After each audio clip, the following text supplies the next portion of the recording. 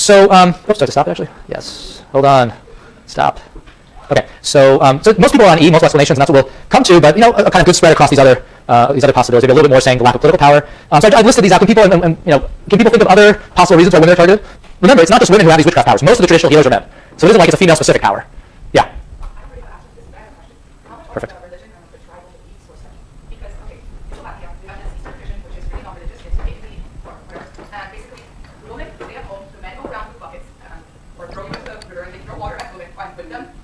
Wait, sorry. And they do this, is it like a festival, or is it like they do this seriously? Is it sort of done as a ritual now, or are they seriously driving women out of villages even now? Oh, no, they're not seriously driving. But it's like a ritual that they do. They throw water at certain women? Oh, no. Sorry. They go from household to household. Okay. And the women have to stay at home. Okay.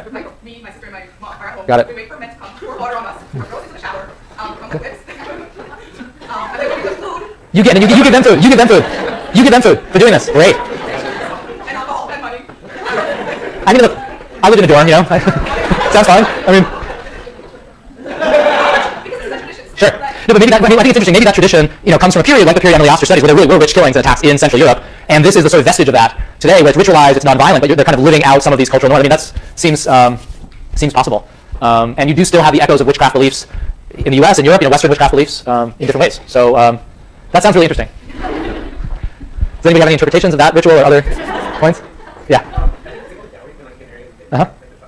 Dowry,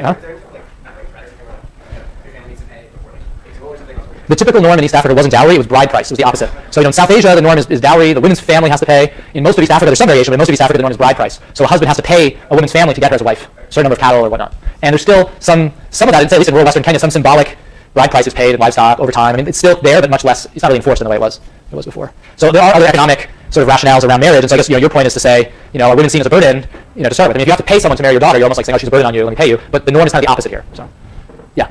I'm wondering what the life expectancy for males versus females is, because it seems like life expectancy for females might be longer, because they're more women, as well as men, where after they become unproductive, they're more likely to die. Yeah, that's a really interesting point. It's not up there, but I think in every society, women have longer life expectancy than men. I don't have the data for Tanzania, but maybe that's part of the story. Maybe that's part of the sort of anticipated future costs side, using very crass economic language. So, did you have the same point? Yeah. I was thinking that, especially since men don't bring income, and probably women don't really have any other systems, so just like taking hospitals and especially for Tanzania. Well, not really here. Everybody's working on the farm here. So this isn't the case where the man is getting up in a suit and driving into work. No, it's like everybody's working on the farm. Men and women are working, extremely hard on the farm, and so it's very symmetric. I mean, there's certain traditional activities that men do on the farm, women have their own plots for certain things, but they're all working hard on the farm.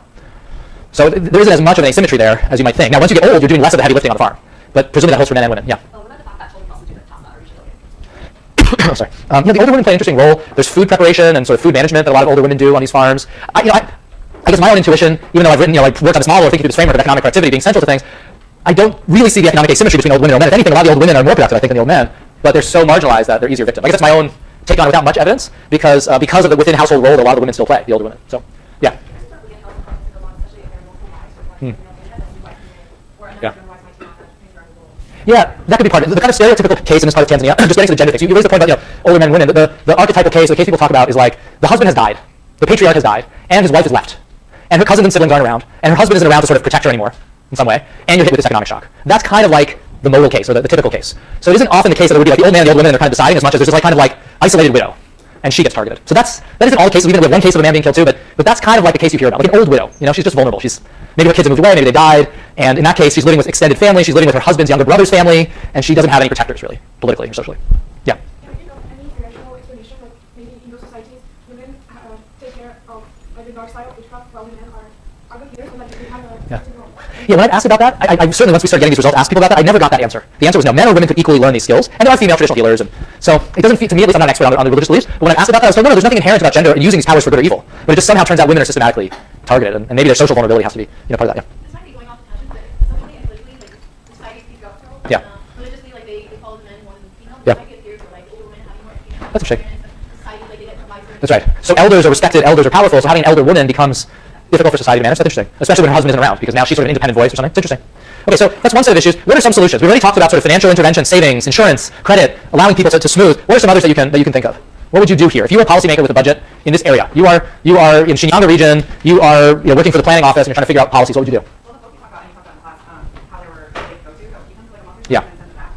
Maybe there's a program to bring people to those kinds of individual businesses, if you will, Yep. to plan with it or take care of it for yourself. Yep. And encourage people in the community to also help those businesses out by giving them That's right. So if you're able to identify who they are and that some of these are well known, you could subsidize them. You could kind of have some sort of partnership to increase their services. Okay, so that's one possible solution. Basically, providing more insurance through this very particular kind of locally credible means of these other traditional healers. So you both have your hands up. So decide among yourselves. Well, the other option is to, instead of subsidizing the safety net, just creating like an macro safety net. Okay, so instead of maybe having this privately subsidized solution, come up with a government program that says, so what would it say? What would the public solution be? How would you design it? Or? Some sort of social security. Yeah, so Social Security. You're over age 55, you're over age 60, whatever. I guess 55 here because you even have a bunch of murders in the late 50s, mid-50s. You get a pension. And then all of a sudden, if you're an old person getting a pension, you're no longer a drain on household resources. In fact, if the pension is large enough, people will want to keep you alive because you could be subsidizing everybody else in the household. What's that? Oh, sorry. Okay. So, the government of South Africa in the 1990s introduced a very generous pension for all citizens. And over age, I forget if it was 55 or 60. And, maybe that's the kind of model that could be replicated elsewhere. So that's one possibility. Yeah. You whispered it to him and he raised his hand? Yeah. That's right. So if we think that women being socially isolated is a big part of the problem, they have nowhere to go, no one to turn to. If there were a female sungu, the whatever, they would be sunga. Sorry, that's the feminization. Then, what could they do? Imagine if instead of women being politically powerless or largely powerless, there were a member of the village council who was powerful, who was a woman they could go to. Other women's groups. And one thing that's interesting here is in our data in Tanzania, the rate of membership in women's community groups is much lower than, say, the data we have in Western Kenya. There's fewer of these independent women's groups. Maybe if there were more of them, there'd be places to turn. Sorry, I had this terrible cough. And then, the women, I had a quote in the beginning of class about this woman whose grandchild warned her. Maybe she wouldn't have had to flee. She could have gone to someone in the village who could have protected her, who could have sort of dealt with the situation, negotiated with her family, and sort of averted the crisis. What else? Yeah. Crop insurance, you're really basically dealing with an economic shock. If they're in a formal crop insurance, before the shock that way. Okay, so we talked about, this is crop insurance, but several of the previous comments had different forms of, you could think of social insurance. Okay. Maybe increasing savings. If there was a way to increase grain storage or formal savings or something, then households would be able to dip into that pool in difficult times. Yeah. This is sort of different, but what if you require a formal kind of trial for health insurance, so it was going to make it more rational and provide more for Yeah. So in some cases, in the sort of journalistic accounts, in the anthropological accounts of this, people are brought sometimes to the sungu. Sometimes families will kind of go to the sungu and say, it's not required, but they say, oh look, this person in my household is cursing all of us. Do we sort of have your blessing to do something? And the question here is how is the sungu going to react? If you go to that, what you're saying is nice, but if these guys are always like, yeah, go for it, then it's not going to do very much. So that'd be a very different solution. So the other solution is really prosecuting people. Like, someone's killed as a witch, everybody knows about it, and you have some law that says if a woman's killed as a witch, her family needs to be investigated. And we need to figure out what happened, and we have to interview people and put you in jail if you did it. There are laws in Tanzania against murdering people. You're not allowed to kill someone just because you think they're a witch. And those laws are just not being enforced. So what we have here is this blatant hole in the rule of law, where if you just call an old woman a witch, you can just kill her and get away with it. So, there's certain things that would prevent the conflict, the social insurance, the cash transfers, all these other things. But then there's just enforcement of the law, which is not being enforced right now. Yeah, without the kind of social return, it's hard to see how that would work. I mean, when it comes to situations like death, it's sorry to death. You're going to have a really high discount rate on that. So Yeah. where I see enforcement being worked by the picture, Yeah. it wouldn't work without some kind of Yeah. alternative. Sure. If the economic rationale is so strong and people are on the verge of starvation in these really tough years, they're going to take extreme measures, right? So, so I've listed out formal insurance. We talked about old age pensions for women, better savings mechanisms. You guys mentioned all the good ones. We talked about legal enforcement. We talked about maybe bringing more women onto the village council, where they're pretty voiceless, right now in Tanzania. There may only be a couple of women in the whole council. So I think that the lesson here, we're only doing the last 5 or 6 minutes to just transition to the next topic. I won't get to it really today, but extreme poverty can lead to violence. We've shown that in this case, but this may be the tip of the iceberg in some sense, in that the sort of social stress and conflict generated by extreme poverty could go beyond the household, could go into much broader cases. And when we think about this, we have to keep in mind the fact that with climate change, we are going to be having increasingly volatile incomes. Sub-Saharan Africa is going to warm by a couple degrees. It's going to warm from a very high base temperature. So it has, like I was talking about, average annual temperature in the high 20 degrees Celsius. That's like average annual temperature in the 80s. That's hot. And any increase in temperature beyond that is potentially very, very dangerous. So what is going to happen? So I want you to think in the back of your mind, what's going to happen with rising temperatures? One aspect of this, beyond crops drying, is the drying of water sources. So the water sources could be used to irrigate crops, but they're important in general. They're important for fishing. They're important for drinking water. And one really visible case of this is Lake Chad. So this is a lake in Central Africa, bordered obviously by Chad, but several neighboring countries. It was once one of the world's largest lakes, and in the last 40 years, it has shrunk tremendously. It's shrunk by like 80%. So there are towns that used to be fishing towns that are now just deserted desert. So part of this is due to desertification. Part of it is due to the damming, the sort of it turns out, irresponsible public policy of damming a number of the rivers that fed the lake to generate hydropower. So the hydropower is good, but if you're destroying a whole ecosystem and ruining multiple industries that rely on the lake, it does not clear that was factored in.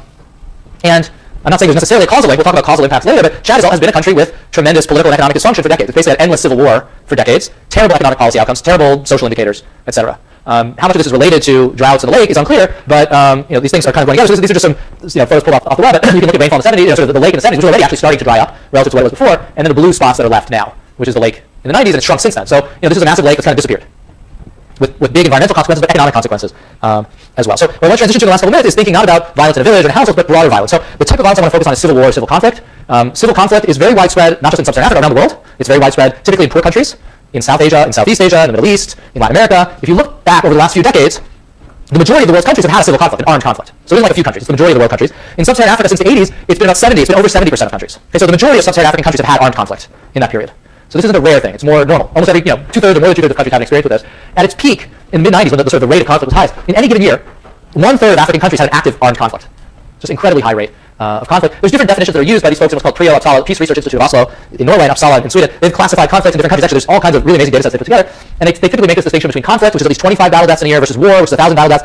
Not everybody's satisfied with these definitions. If you're Nigeria with 180 million people, 25 deaths is pretty small. But if you're Gambia, it's pretty big. So anyhow, but these are the definitions that are used. And the basic point here is just to say conflict is really widespread. And this is 1 year, 2002, where the size of different countries was scaled to the number of battle deaths. So Africa looks really disproportionate on this map. It's not the only region with conflict. You can see India there, you can see Pakistan, you can see Afghanistan, you can, and so on. You can see Indonesia, you can see Philippines, I guess with the Mindanao conflict, but you can see Congo and Sudan are really big. In Africa, Uganda is still there, etc. I think the region in Latin America is Colombia during that period. So battle deaths are really a salient issue, and civil war is a salient issue, and it's an issue that hasn't gone away. So the peak of conflict risk was in the mid-90s, and since about 2000, a number of pretty large conflicts ended. Sierra Leone had a terrible civil war, Angola, Liberia, even the northern Uganda conflict was basically diffused. Ivory Coast started and then stopped. A lot of people were worried about political stability in South Africa and the risk of armed conflict. That hasn't happened. So there have been a lot of conflicts that have ended or been diffused. And certainly some post-war success stories that we talked about, Mozambique, Uganda, even Rwanda I should put up there now, that gets a lot of attention in the press.